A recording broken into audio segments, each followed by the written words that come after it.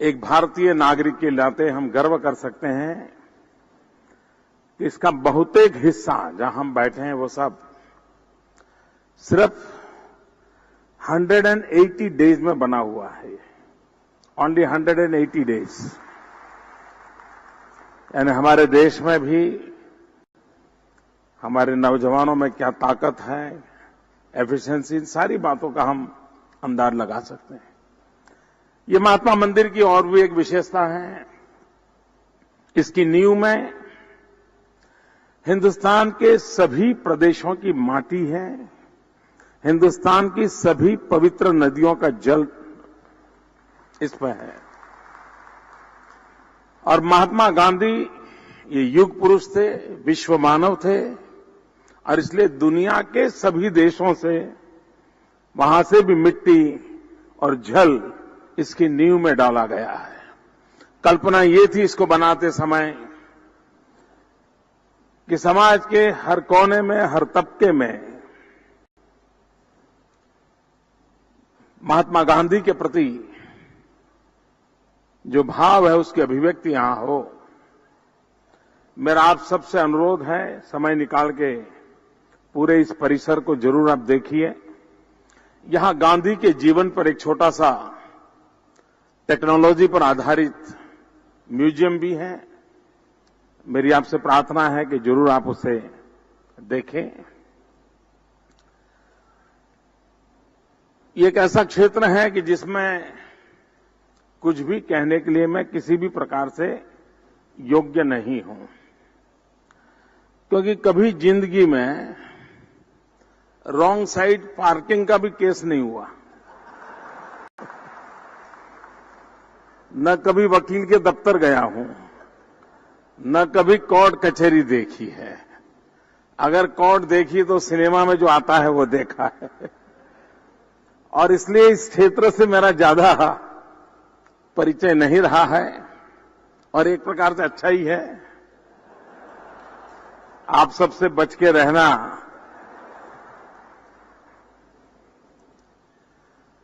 लेकिन जो दायित्व है मेरे पास,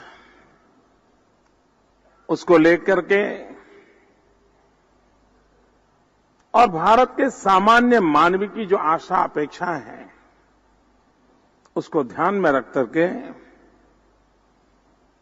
कभी न कभी तो बहुत सीरियसली इस क्षेत्र पर सोचने की आवश्यकता मैं कई वर्षों से महसूस कर रहा हूं। जब से मुख्यमंत्री बना हूं मैं लगातार इस बात को महसूस कर रहा हूं। एक बार हमारी chief ministers and high court के चीफ जस्टिस की एक संयुक्त मीटिंग हुआ करती है। उस मीटिंग में मैं था और सब्रवाल साहब थे उस समय। पेंडेंसी क्यों है उसकी चिंता चर्चा हो रही थी कि भाई पेंडेंसी कम कैसे हो, इतने केस भर गए हैं, कैसे करोगे। तो सभी चीफ मिनिस्टर और हाईकोर्ट के चीफ जस्टिस अपना अपना तर्क दे रहे थे। एक हाईकोर्ट के जज ने यह कहा कि हमारे यहां कोर्ट चलती नहीं है, मुश्किल से हफ्ता में 1-2 दिन चलती है, और लोअर कोर्ट का तो कभी कभी 15 दिन निकल जाते हैं। तो सब्रवाल साहब ने ऊपर से पूछा डायस पर से, भाई क्या कारण क्या है। नहीं, बोले साहब बिजली नहीं है, कोर्ट अंधेरे कमरे जैसी है और इसलिए काम नहीं हो रहा है। अब मुझे बताइए साहब, वहां प्रॉब्लम बिजली का है और आलोचना कभी कोर्ट की होती होगी, कभी वकील की होती होगी, एक मामला निपटता नहीं है। यानी ऐसी छोटी छोटी चीजें हैं जिसके कारण इस सारी व्यवस्था को अनेक समस्याओं से जूझना पड़ रहा है। एक ऑल आउट थिंकिंग, एक ऑल आउट सॉल्यूशन और फोकस एक्टिविटी, इस पर अगर बल दिया गया, मैं नहीं मानता हूं कि हमारे देश में फिर से एक बार हम न्याय व्यवस्था पर, न्याय प्रणाली पर और न्याय परंपरा पर विश्वास पुनः स्थापित नहीं कर सकते, ऐसा मैं नहीं मानता। और आखिरकार महात्मा गांधी महात्मा मंदिर में हम बैठे और हम जानते हैं कि यहां सबने इस बात का उल्लेख किया, पूरा आजादी का जंग देखा जाए तो ज्यादातर इसी प्रोफेशन के लोगों ने लीड किया है। ज्यादातर लोग वकालत से आए थे और आज भी हर दिन शाम को कोई भी टीवी डिबेट का जंग देख लीजिए, सारे वकील ही बैठे होते हैं। कोई भी टीवी डिबेट देख लीजिए, 80% डिबेटर आप ही के प्रोफेशन के लोग होते हैं। वो वहां कोर्ट में थोड़ी कमी रह जाती तो शाम को आके यहां कर लेते हैं।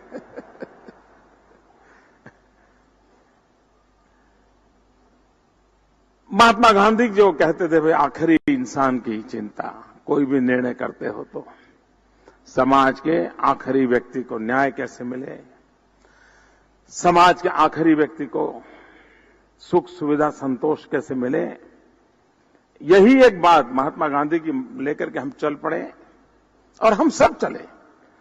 कोई एक चले और दो लोग न चले तो काम होना नहीं है। हर एक का दायित्व बनता है, उसको पूरा करना चाहिए।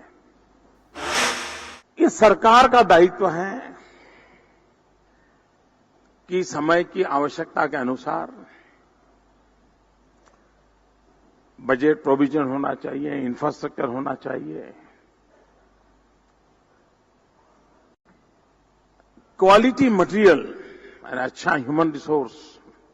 अच्छे वकील भी कब आएंगे? अगर उसको जद्दोजहद करनी पड़ेगी तो नहीं आएगा। कुछ अगर सुविधाएं रही, व्यवस्थाएं रही तो आएगा। अब गुजरात में एक छोटा सा प्रयोग किया, हमने तालुका बार तक ई लाइब्रेरी की व्यवस्था कर दी। इसके कारण जो जूनियर वकील है उसको चीजें चाहिए तो बेचारा आराम से रेफरेंस मटेरियल कलेक्ट कर लेता है और उसकी गाड़ी चल जाती है। पैसे कम हो तो अभी उसका बोझ बनता नहीं है। At the same time technology का इतना व्यापक होने के कारण डिबेट की क्वालिटी में बहुत बड़ा अंतर आ रहा है, आर्ग्यूमेंट की क्वालिटी में अंतर है, रेफरेंस बहुत सटीक रेफरेंस दिए जा रहे हैं और कम से कम मेहनत से ज्यादा चीजें लाने की संभावना बनी है। जितना जल्दी हो सके हम इस पूरी व्यवस्था को डिजिटल फॉर्म में लाए। अगर हमने क्वालिटी वर्क पर बल देना है, एफिशिएंसी पर बल देना है, तो डिजिटल वर्ल्ड कैन हेल्प। और मैं मानता हूं कि इसको जितना बल जा, और वो जो भी सरकार जहां भी हो उसका काम है कि सारी व्यवस्था को डिजिटल फॉर्मेट में कितना जल्दी ले आए। बहुत सी सारी एक्टिविटी ऑनलाइन की जा सकती है और उस पर बल देने से परिणाम मिलेगा। ज्यादातर न्यायपालिका बजट सरकार खर्चे, लेकिन सबसे ज्यादा बजट न्याय में जाने के बाद भी उसको खाने वाली भी सरकार ही होती है, क्योंकि मेन लिटिगेंट गवर्नमेंट ही होती है। तो उसी में वो सारी जुडिशरी बिजी है। गवर्नमेंट में भी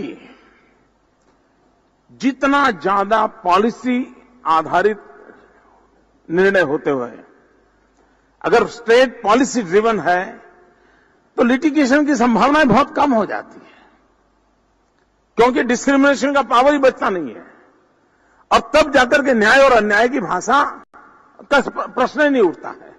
और इससे हमारे देश में राज्यों को भी, और जब गुड गवर्नेंस पर हम बल देंगे तभी जाकर के पॉलिसी ड्रिवन स्टेट का हमारा विचार मजबूत बनेगा। जितना ज्यादा देश में पॉलिसी ड्रिवन गवर्नेंस के ऊपर हम बल देंगे, उतने ज्यादा एज अ गवर्नमेंट जो सबसे बड़ा लिटिगेंट है और सारा समय कोर्ट कचहरी का 80% सरकारें खा जाती है। एक तरफ सरकार होती है, दूसरी तरफ बेचारा सामान्य नागरिक होता है। ये जितना ज्यादा सरकारें ठीक करें, बोझ कम होगा, क्वालिटी जस्टिस की संभावना बढ़ेगी। आज न्याय में जितनी ताकत वकील की है, जितनी ताकत धाराओं की है, आर्ग्यूमेंट की है, उतनी ही ताकत टेक्नोलॉजी ने जगह बनाई है। फॉरेंसिक साइंस एक बहुत बड़ा रोल जस्टिस में कर रहा है। Gujarat is the first state in the world, दुनिया में कहीं पर भी फॉरेंसिक साइंस यूनिवर्सिटी नहीं है। यूनिवर्सिटी में एकाध क्लास चलता है फॉरेंसिक साइंस का, और आने वाले दिनों में देखिए लीगल प्रोफेशन का फॉरेंसिक साइंस से बहुत बड़ा नाता जुड़ने वाला है। उसमें भी ये जो साइबर क्राइम की दुनिया खड़ी हुई है, फाइनेंशियल संबंधित गुनाहगारी ज्यादा बढ़ती चली जा रही है, ऐसी स्थिति में टेक्नोलॉजी बहुत बड़ा रोल प्ले करने वाली है। हमारे लिए अच्छी बात है कि गुजरात हाईकोर्ट ने भी फॉरेंसिक साइंस में जजेस आते हैं, वहां पर उनके कोर्सेज होते हैं, लॉयर्स आते हैं, गवर्नमेंट ऑफिशियल जाते हैं, और उसके कारण एक अच्छा एक हार्मनी पैदा हुई है और जिसका हमें लाभ मिल रहा है। आने वाले दिनों में पूरे देश में हम इस सिस्टम को स्ट्रेंथन करने के लिए हम क्या कर सकते हैं, उस पर अगर हम बल देते हैं तो बहुत लाभ होगा। एक और पहलू जो मैं ज्यादा समय नहीं लूंगा क्योंकि काफी समय हो गया है, हमारे यहां क्या हुआ है कि कानून है, संविधान है, वकील है, कोर्ट है, और वहीं एक दुनिया चलती है।